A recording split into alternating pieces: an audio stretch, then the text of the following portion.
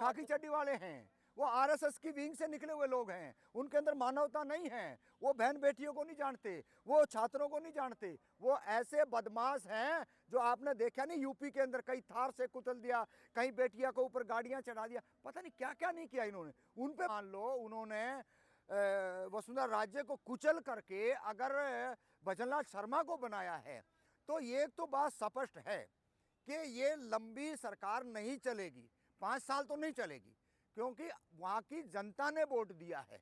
अगर मान लो वहाँ पे जरा ही से भी कोई छोटी मोटी हरकत होती है तो भजनलाल के पैर उखाड़ने में कोई देरी जनता नहीं करेगी। क्योंकि दोनों, चाहे वो एससी बनाया हो चाहे ओबीसी बनाया हो, और ब्राह्मण पंडित जी का तो हालात बद से बदतर होने वाला है। जल्दी आप भी यही होंगे, हम भी यही होंगे। क्यों? अगर इतना साफ सुथरी छवि का था, इतनी साफ सुथरी उसकी वो थी, तो 2 दिन पहले क्यों नहीं बनाया? सवाल यहाँ आता है अति पिछड़ों का और मुसलमानों का। इनको ये नहीं चाहते, ना तो मुसलमानों को चाहते, ये दोनों पार्टियां नहीं चाहती हैं, एक नहीं है। कांग्रेस और बीजेपी, सांपनाथ और नागनाथ दोनों ऐसे ही हैं। अगर इनको ये बात समझ में आ जाए कि जितनी संख्या है उस आधार पे आप दोनों को वोट दें। अरे अति पिछड़ों का जब 63% जनगणना हो चुकी है, राहुल गांधी कहता है जी हम सबके साथ न्याय करेंगे, उन्होंने नहीं किया, बीजेपी ने कर दिया। दलित मुख्यमंत्री भी बना दिया, ओबीसी मुख्यमंत्री भी बना दिया, और रही खई कसर जो उनका अपना भगवाधारी चाहिए था, खाकी चड्डी वाला चाहिए था, राजस्थान में वो भी आज बना दिया है। वहीं अगर मध्य प्रदेश की बात की जाए तो वहाँ यादव, मोहन यादव जो है मुख्यमंत्री बनते हैं, और अभी अब राजस्थान का भी मुख्यमंत्री की घोषणा हुई जो भजनलाल शर्मा ने जो मुख्यमंत्री। देखिए देखना क्या है, हम तो बहुत पहले से कह रहे थे कि इस देश के अंदर जो सबसे ज़्यादा आबादी है उनकी जातिगत जनगणना हो, और जातिगत जनगणना होने के बाद में उनके हक अधिकार मिलने चाहिए।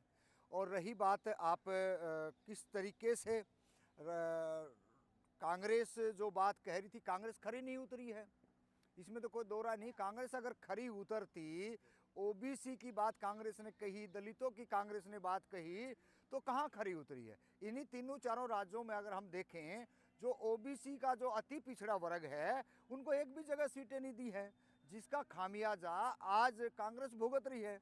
अगर जातिगत जनगणना बिहार में होती है, लालू जी ने हमेशा इनका साथ दिया है कांग्रेस पार्टी का, अगर थोड़ा सा भी जब कांग्रेस पार्टी को लालू ने आगे बढ़ाया, सींचा है, तो कांग्रेस पार्टी के तो एक जो कार्यकर्ता ने भी नहीं उनसे कुछ सीखा। अरे भाई, जातिगत जनगणना होने के बाद में जब उसका पूरा ढिंढोरा पीटा गया देश के अंदर में, तो कम से कम आप राजस्थान, मध्य प्रदेश और तीनों राज्यों के अंदर अगर आप अति पिछड़ों को भागीदारी देते तो तुम्हारे ये बुरे दिन नहीं होते।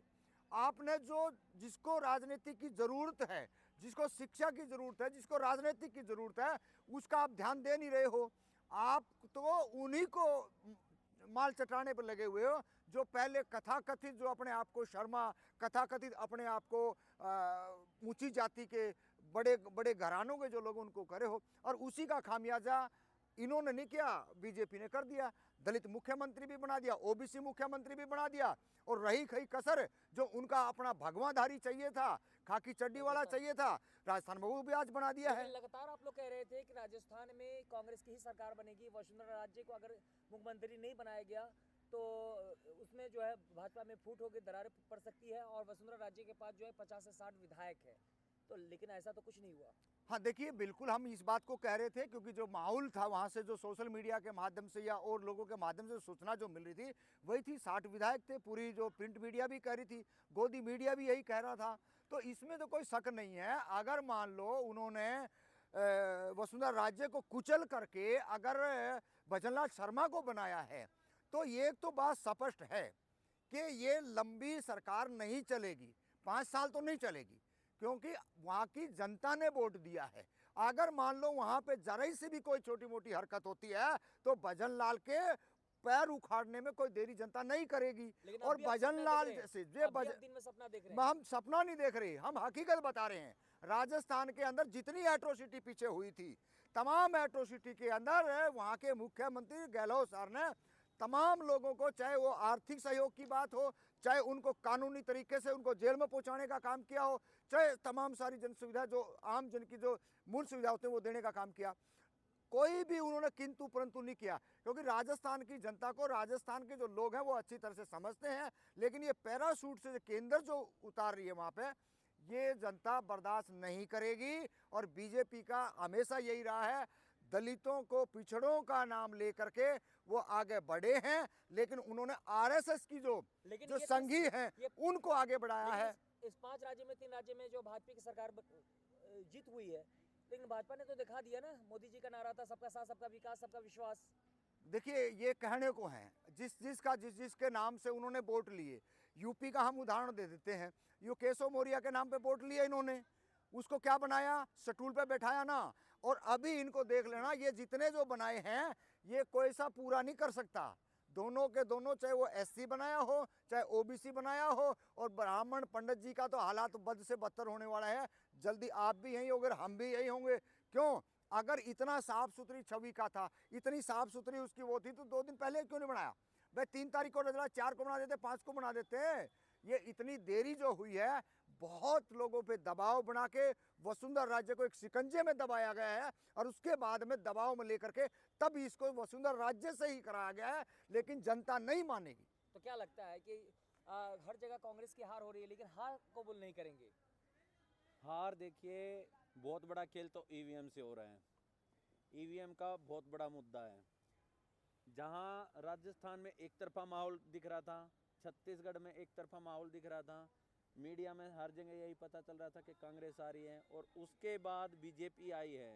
और जिस तरह से ये बिल्कुल विधायकों को नज़रअंदाज करके, जनता को नज़रअंदाज करके इस भजनलाल को जो है ना मुख्यमंत्री बनाया है, तो वो बिल्कुल केंद्र ने स्पष्ट कर दिया कि उन्होंने ही सरकार बनाई है और वही मुख्यमंत्री बनाएंगे। पहली बार बने हैं, पहली बार जीतते हैं विधायक से और मुख्यमंत्री बन जाते हैं।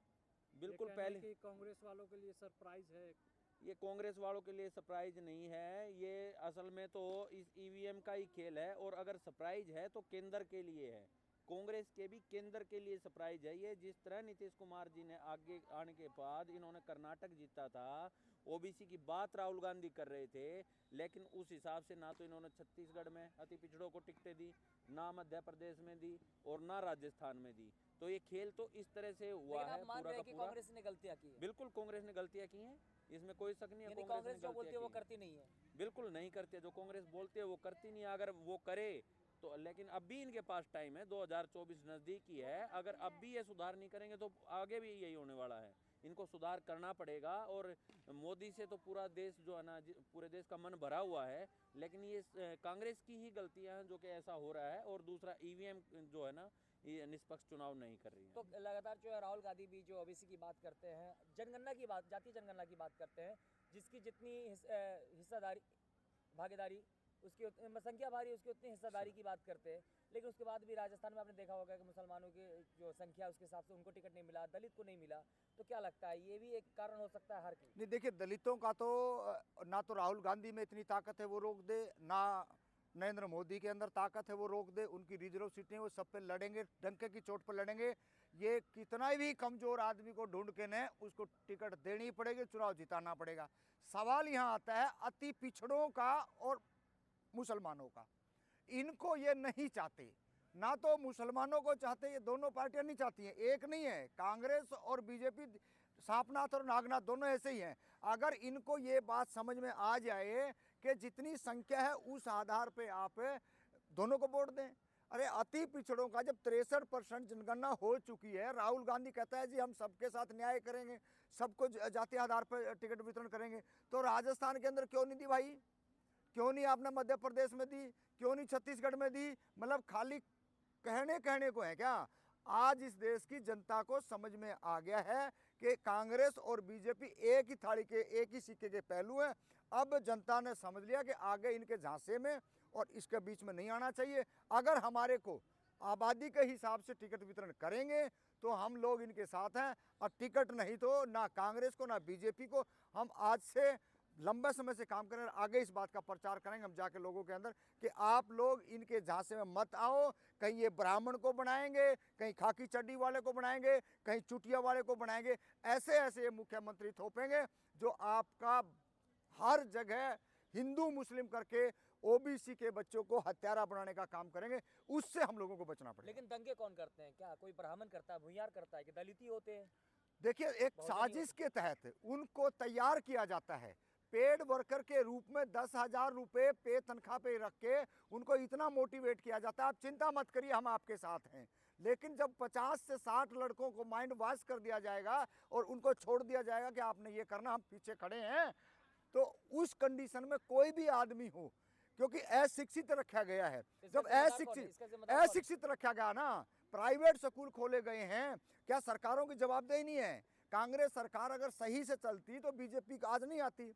ये कांग्रेस की जो छोटी मोटी गलतियां हैं उसकी बदौलत आज बीजेपी इतनी हावी हो रही है।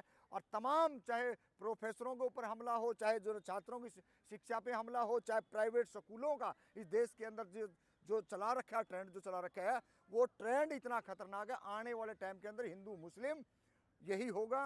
अगर सही तरीके से जनता नहीं जगी, अपने बच्चों की शिक्षा और रोजगार के बारे में चर्चा नहीं करी, तो इस देश का बद से बदतर हालात होने वाली है। और ये देख लिया हम 3 राज्यों के अंदर, अब कांग्रेस धीरे धीरे सिमटती जा रही है। ओबीसी के लोग, माइनॉरिटी के लोग सुकड़ते हुए जा रहे हैं, डरे हुए हैं। इसके लिए तो काम करना तो पड़ेगा। विपक्ष कमजोर नजर आ रहा है। 2024 में क्या लगता है कि फिर से मोदी जी को आने से कोई रोक नहीं सकता? देखिए, अभी समय है, ऐसा कुछ भी नहीं है। अगर ईवीएम का मुद्दा उठ जाए तो मोदी तो क्या, आरएसएस कभी पनप भी नहीं सकती है।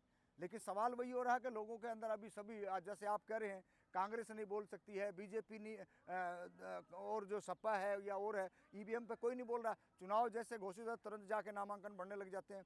क्यों भाई? आज हालात नहीं देख रही क्या? राजस्थान में कौन मुख्यमंत्री बना दिया? ओबीसी को हटा करके और वो चुटियाधारी बैठा दिया है। तो यही है ब्राह्मणवाद। हम बार बार कह रहे थे इस ब्राह्मणवाद से बचना। छत्तीसगढ़ में तो बनाया है ना। अरे कौन है वो? यादव को खाकी चड्डी वाले हैं, वो आरएसएस की विंग से निकले हुए लोग हैं। उनके अंदर मानवता नहीं है। वो बहन बेटियों को नहीं जानते, वो छात्रों को नहीं जानते। वो ऐसे बदमाश हैं जो आपने देखा नहीं, यूपी के अंदर कहीं थार से कुचल दिया, कहीं बेटिया को ऊपर गाड़ियां चढ़ा दिया, पता नहीं क्या क्या नहीं किया इन्होंने। उन पे भरोसा कर लेंगे क्या? हम नहीं कर सकते भरोसा। इस देश के अंदर तमाम ऐसे लोग हैं जो आरएसएस की विंग से निकले हुए हैं। वो तो उनकी आईटी सेल इतना बढ़िया तरीके से माइंड वॉश करने में कामयाब है जिसका आम नागरिक अंदाजा नहीं लगा सकता।